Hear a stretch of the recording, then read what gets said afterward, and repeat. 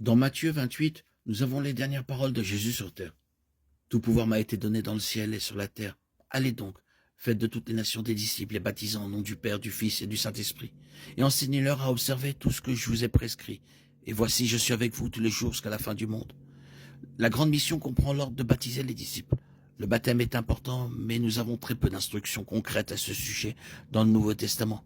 Il n'y a pas de manuel pratique et c'est peut-être la raison pour laquelle il existe de nombreux points de vue différents sur le baptême.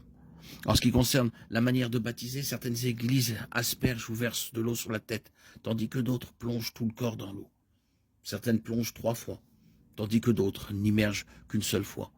Certaines plongent vers l'arrière et d'autres vers l'avant, c'est-à-dire le visage en premier. En ce qui concerne les candidats appropriés au baptême, certaines églises pratiquent le baptême des croyants, tandis que d'autres baptisent les nourrissons.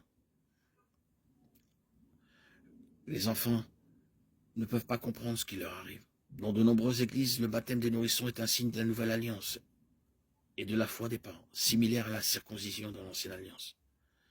Dans l'église catholique romaine, on croit que ce baptême lave le péché originel et permet à l'enfant, même s'il ne comprend pas ce qui lui arrive, de partir d'un lieu neutre d'innocence à la grâce. En ce qui concerne l'efficacité du baptême, certains enseignent qu'il est un signe extérieur d'une réalité intérieure. Pour d'autres, le rituel lui-même est efficace pour se purifier du péché.